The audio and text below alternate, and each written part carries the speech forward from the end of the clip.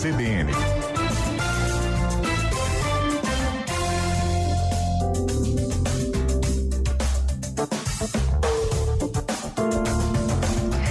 Agora, 3h11, de volta com um dos assuntos no momento, que é as mudanças aí para as regras da cidadania italiana. Tá causando um rebuliço. Muita gente vai perder aí o direito de conseguir, né, tirar a cidadania italiana.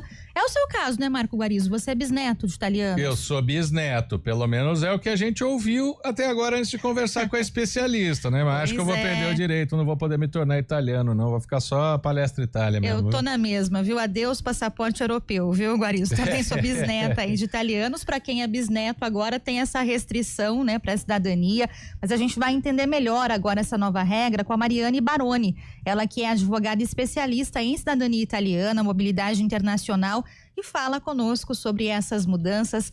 Oi, Mariane, boa tarde, bem-vinda. Boa tarde a todos. Vocês não vão perder o direito, não. É? Boa notícia, mas como assim, doutor? Explica pra gente, porque até então o que deu pra entender é que o governo italiano endureceu a lei pra cidadania, né? O que muda aí de fato, pelo menos por enquanto? Pois é. Na sexta-feira, no dia 28, nós aqui fomos pegos, né? Aqui na Itália nós fomos pegos de surpresa com um anúncio de uma aprovação meio à traição, sem discussão, sem envolver a comunidade italo-descendente, os representantes dos italianos da diáspora italiana, né, a comunidade italiana internacional. A Itália conta com uma das maiores comunidades internacionais. A Itália, os italianos sempre foram e continuam sendo um povo que migra e se espalha pelo mundo, enfim. É uma cultura muito forte, é uma ligação muito forte e, sem sobreaviso, já tinham alguns projetos no Congresso que estavam estacionados porque são questões polêmicas. Nós trabalhamos aqui na Itália há 22 anos e todo ano tem um projeto, enfim. E nunca saiu muito do papel. Então, o Conselho de Ministros... eles aprovaram esse decreto no dia 28, que começa a ter validade no dia 27. Isso é uma inovação jurídica, uma monstruosidade jurídica, como eu já escutei alguns colegas falando em outras entrevistas, né? Nós estamos aqui numa corrida contra o absurdo que foi feito na sexta-feira e, a partir das 0 horas do dia 28, apesar da publicação ter sido posterior a esse horário, só tem possibilidade de fazer o reconhecimento à cidadania filhos e netos de cidadãos italianos nascidos na Itália. Né? Então, hoje nós temos, por exemplo, no Brasil, 3 milhões de cidadãos italianos oficialmente registrados nos consulados, e um cidadão italiano reconhecido legalmente, seja administrativa como judicialmente, hoje, se ele tiver um filho, ele não transmite mais a cidadania italiana nem para os próprios filhos. Então, esse decreto, ele trouxe só essa inovação, né? Existe o projeto, parece que tem fases e vão ter outras mudanças. Essa é a mais importante, e limitou o direito numa canetada, que era aquilo que a gente achava que nunca poderia acontecer, porque juridicamente falando, num estudo, desde sexta-feira, a minha equipe está sentada em cima do decreto, estudando, já temos o nosso recurso pronto, porque nós vamos combater esse monstrinho que foi criado de última hora. Assim, nós levantamos em um artigo 24 inconstitucionalidades. Então, é bem polêmico. Sim. E não vai parar por aqui. Doutora Mariane, mas no caso, por exemplo, vai ter que ser revisto caso a caso, porque do jeito que foi passado pra gente, era uma lei que havia sido baixada, né? Então, não é bem assim. Eu queria essa parte que, pelo menos para mim aqui, eu ainda não consegui entender, porque baixou-se um decreto sem discussão. Ok, tá errado, tem inconstitucionalidade, como a Sim. senhora mesma acabou de dizer, mas agora como que vai ser daqui para frente, então? Daqui para frente, a estratégia que nós montamos é a seguinte. Primeiro que, só vou abrir um parênteses, um pouco técnico, o decreto-legge na Itália, ele tem a mesma função da medida provisória no Brasil. É quando o governo enxerga uma urgência, os ITERs parlamentares brasileiros e italianos são muito parecidos, e nós sabemos que uma lei para ser aprovada no Brasil leva uma vida inteira, na Itália não é diferente. Então, em casos de extrema urgência, calamidades públicas, na época da pandemia, nós passamos aqui na Itália 3 meses à base de decretos, no Brasil provavelmente tiveram também uma série de medidas provisórias para poder conter a emergência sem ter que passar pelo trâmite parlamentar, que não é simples, são 2 casas como no Brasil, passa 2 vezes no Senado, 2 na Câmara, enfim. Já começa errado por aí, porque não tem nenhuma emergência, calamidade, desastre, guerra, nada que justifique essa medida unilateral, que, aliás, o decreto hoje chegou no Senado para começar a ser discutido, né? O que nós vamos fazer a partir de então? Nós vamos continuar entrando com os processos de cidadania de todo mundo.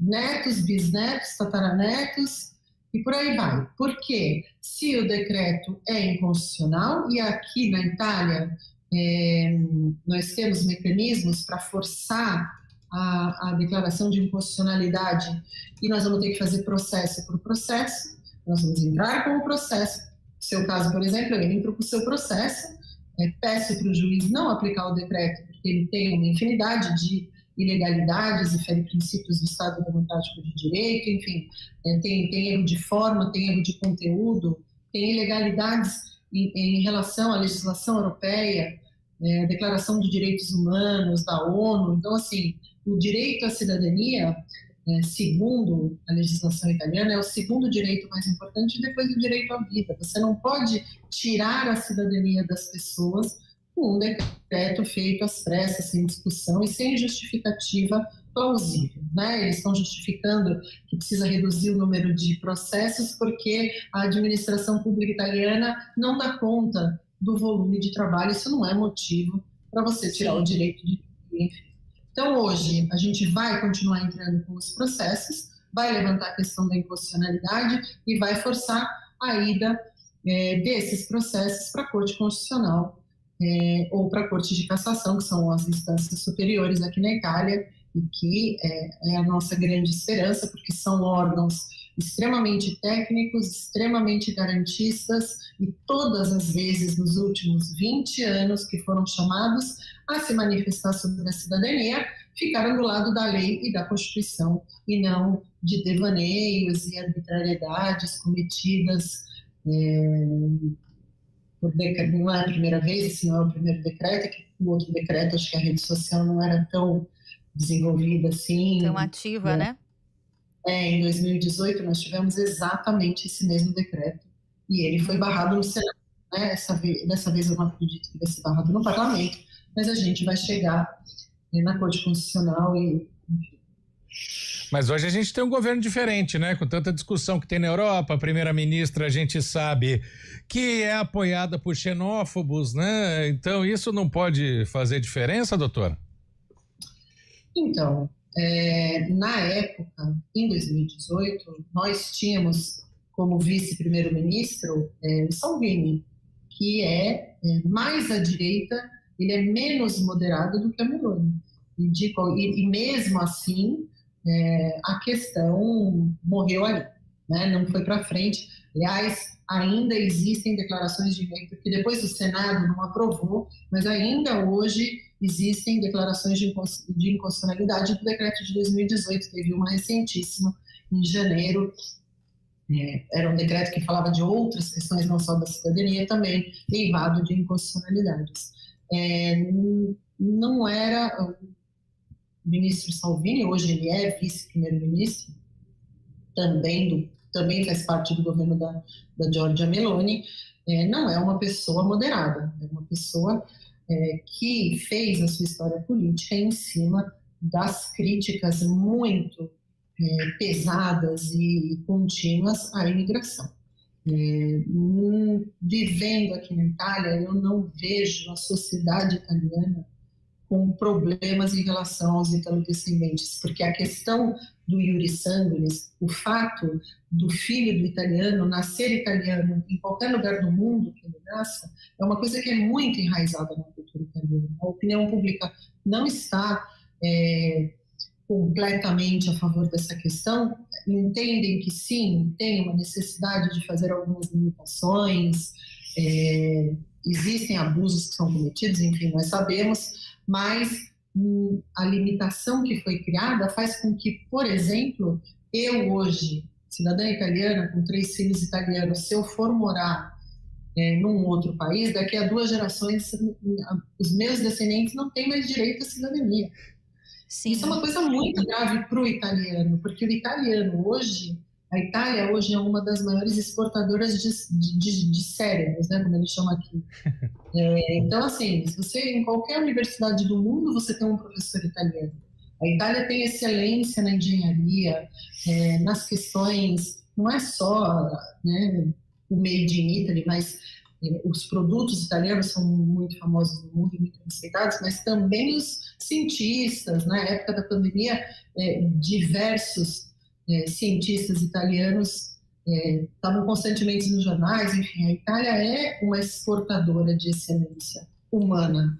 E essas pessoas, daqui a 2 gerações, deixam de ser italianas, a família deixa de ser italiana. Isso não é uma questão que envolve só o ítalo-descendente que está no Brasil e que é bisneto. Uhum.